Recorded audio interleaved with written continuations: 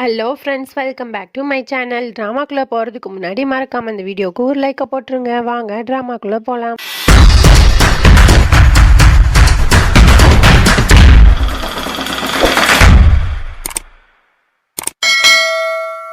Starting சீனில் நம்ம தியாவை தான் காட்டுறாங்க. அவன் பயங்கரமான ஷாக்கில் நின்று அழுதுட்டு இருக்கா. அதுக்கப்புறம் அந்த மாப்பிள்ளை சொல்கிறான், நான் எல்லாமே ரிவெஞ்ச் எடுக்க தான் பண்ணேன் அப்படிங்கிற மாதிரி சொல்லிட்டு அந்த இடத்த விட்டு கிளம்ப போகிறான். அப்போ உடனே தியாவோட அப்பா வந்து அந்த மாப்பிள்ளை கிட்ட போயிட்டு ரொம்ப கெஞ்சுறாரு, தயவு செஞ்சு என் பொண்ணை கல்யாணம் பண்ணிக்கோங்க அப்படிங்கிற மாதிரி ரொம்ப கெஞ்சுறாரு. ஆனால் அவன் வந்து பயங்கரமாக திமுறா பேசிட்டு தியாவை பற்றியும் தப்பு தப்பாக பேசிடுறான். உடனே ரதன் சிங் வந்து தியாவை பற்றி தப்பாக பேசினோடனே கிட்ட வந்து அந்த மாப்பிள்ளையை வந்து செவுட்லேயே ஒரு அடி வந்து அடிச்சிடுறான். உடனே அந்த மாப்பிள்ளையும் திரும்ப அடிக்க வரான். உடனே டக்குன்னு வந்து தியா வந்து அந்த மாப்பிள்ளையோட கையை பிடிச்சிட்டு, ரதன் சிங்கை அடிக்கிற வேலை வச்சுக்கிட்டிங்கன்னா உங்களுக்கு மரியாதை கிடையாது அப்படிங்கிற மாதிரி அந்த மாப்பிள்ளையை கண்ட மாதிரி திட்டி விட்டுறா. உடனே இந்த மாப்பிள்ளையோட அக்காக்காரி வந்து தியாவை நல்லா அசிங்கமாக திட்டி விட்டுறா. உனக்குலாம் இனிமேல் வந்து கல்யாணமே ஆகாது, இவ்வளோ தூரம் அவமானப்பட்டிருக்கல, உனக்குலாம் இனி யார் மாப்பிள்ளை கொடுக்க போறா அப்படிங்கிற மாதிரிலாம் ரொம்ப அசிங்கமாக பேசிட்டு அந்த இடத்த விட்டு போயிடுறாங்க. தியாவோட அப்பா வந்து பயங்கரமாக புலம்ப ஆரம்பிக்கிறார். பாத்தியா ரதன் சிங், உனக்காக வந்து அவள் 12 வருஷம் எல்லாமே பண்ணா, ஆனால் இப்போ என் பொண்ணோட வாழ்க்கை வந்து நடு தெருவில் நிற்கிது அப்படிங்கிற மாதிரிலாம் சொல்லி ரொம்ப அழுதுறான். அதனால அவனுக்கு வந்து அப்படியே நெஞ்சு வலி வர்ற மாதிரி வந்து கீழேயே விழுந்துடுறான். அதுக்கப்புறம் ரதன் சிங் வந்து யோசிக்கிறான்,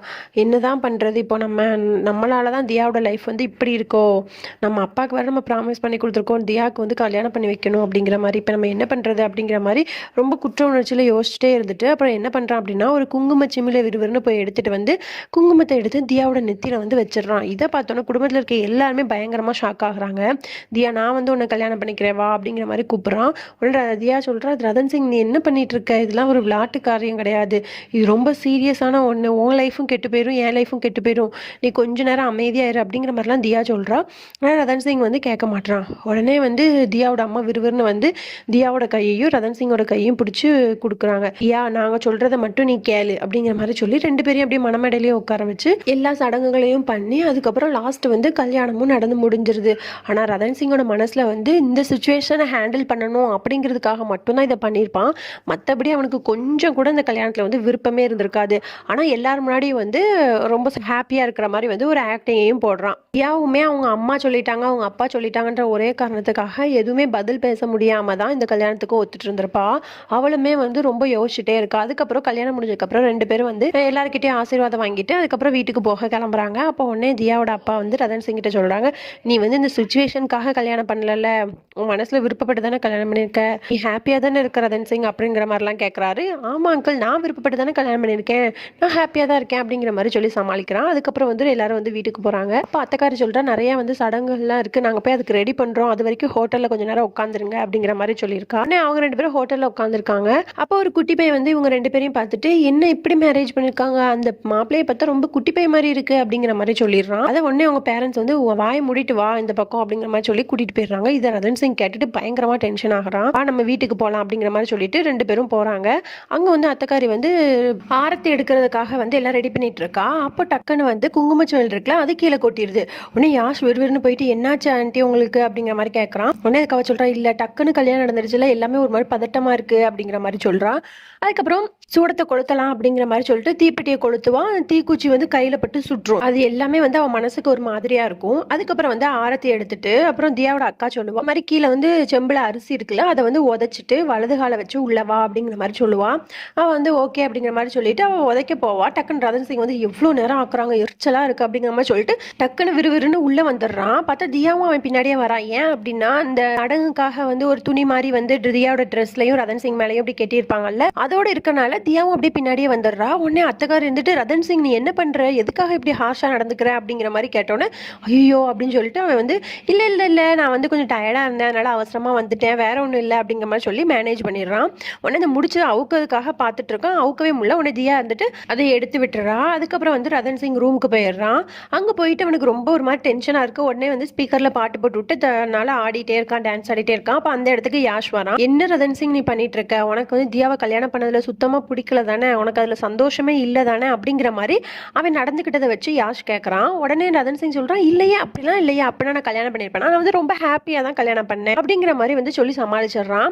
அதுக்கப்புறம் தியாவை காட்டுறாங்க. தியா வந்து அவங்க அக்கா கிட்ட ரொம்ப புலம்பி அழுதுட்டு இருக்கா. இல்லை இது வந்து ரதன் சிங் வந்து ஒரு அவசரத்தில் எடுத்த முடிவு, அந்த கோவத்தையும் வெறுப்பையும் லாஸ்ட் ஏன்ட்ட தான் அவன் காட்டுவான், பாருங்க அப்படிங்கிற மாதிரி சொல்லி அவன் வந்து ஏங்கி அழுதுட்டு இருக்கா. அதுக்கப்புறம் ரதன் சிங்கையும் தியாவையும் கூப்பிட்டு உட்கார வச்சு இந்த பானைக்குள்ள வந்து தண்ணிக்குள்ள வந்து மோதிரத்தெல்லாம் போட்டு அதை வந்து யார் எடுக்கிறாளோ அவங்க தான் வின்னர் அந்த மாதிரிலாம் விளையாடுவாங்கல்ல, கல்யாணத்துக்கு அப்புறம் சில சடங்குலாம் செய்வாங்கல்ல, அந்த கேம்லாம் வச்சு விளையாண்டுட்டு இருக்காங்க. அப்போ ரதன் சிங் ஒரு வாட்டி எடுத்துடுறான், அடுத்து தியா ஒரு வாட்டி எடுத்துடுறா. இப்படி வந்து அவங்க விளையாண்டு முடிக்கிறாங்க. அதுக்கப்புறம் நைட் ஆகிருது. உடனே வந்து ரதன் சிங் கிட்ட வந்து சாக்ஷி அக்கா சொல்றா, இந்த மாதிரி நைட்டு வந்து சடங்கு இருக்கு ரதன் சிங், உனக்கு புரியுதா அப்படிங்கிற மாதிரிலாம் சொல்றா. அவன் வந்து அப்படியே முழிச்சிட்டு இருக்கான். உடனே வந்து அவன் ரொம்ப கிண்டல் பண்ணி நிறைய விஷயங்களை சொல்றா. அதாவது ஃபர்ஸ்ட் நைட் நடக்க போகுது அப்படிங்கிறத தான் அவன் வந்து மீன் பண்ணி அவனை கிண்டல் பண்ணிட்டு இருக்கா. அதுக்கப்புறம் அவன் யோசிச்சுட்டு ரூமுக்கு போறான். ரூம்ல பார்த்தா தியா வந்து பெட்ல வந்து அலங்கரிச்சிருக்கா. அவன் வந்து உட்காந்துட்டு தியா வந்து அப்படியே ரதன் சிங் கிட்ட வந்து ஒரு மாதிரி வர்றா. உடனே டக்குன்னு ரதன் சிங் வந்து வேண்டாம் அப்படிங்கிற மாதிரி சொல்றான். பார்த்தா வந்து அது கனவு. உடனே ரதன் சிங் வந்துட்டு ஐயோ நமக்கு கனவா அப்படிங்கிற மாதிரி சொல்லிட்டு டக்குன்னு ரூமை பூட்டிக்கிறான். அப்படா இங்க தியா இல்ல, அப்ப நம்ம வந்து ரூமை பூட்டியாச்சு, அப்பனா அவன் உள்ள வரமாட்டா அப்படிங்கிற மாதிரி சொல்லிட்டு வந்து ட்ரெஸ் சேஞ்ச் பண்றதுக்காக எல்லாத்தையும் கழட்டிட்டு இருக்கான். பார்த்தா தியா வந்து ரெஸ்ட் ரூம்ல இருந்து வந்துட்டு கண்ணாடியில மூஞ்சி துடைக்கலாம் அப்படிங்கிற மாதிரி துடைக்க போறா. பார்த்தா ரதன் சிங்கை பார்த்துட்டு இவ கத்திடுறா. உடனே டக்குன்னு ரதன் சிங்கும் பயந்துட்டு நீ இங்க என்ன பண்ற அப்படிங்கிற மாதிரி சொல்லிட்டு டக்கு டக்குன்னு ட்ரெஸ்ஸை மாத்திக்கிறான். அதுக்கப்புறம் யோசிக்கிறான், ஆமால எங்க 2 பேருக்கும் கல்யாணம் முடிஞ்சதுல இனி இந்த ரூம்ல தானே இருப்பா அப்படின்னு சொல்லிட்டு அவளோட லக்கேஜ் எல்லாம் பாக்குறான். அதுக்கப்புறம் அந்த ட்ரெஸ்ஸிங் டேபிள்ல வந்து நிறைய திங்ஸ் வந்து அவ போட்டு வச்சிருக்கா. உடனே ரதன் சிங் சொல்றான், நான்லாம் இவ்வளவு நீட்டா தான் வச்சிருப்பேன், இப்படிலாம் போட்டிருக்க மாட்டேன், ஃபர்ஸ்ட் உன் திங்ஸ் எல்லாம் எடுத்துட்டு போ அப்படிங்கிற மாதிரிலாம் சொல்றான்.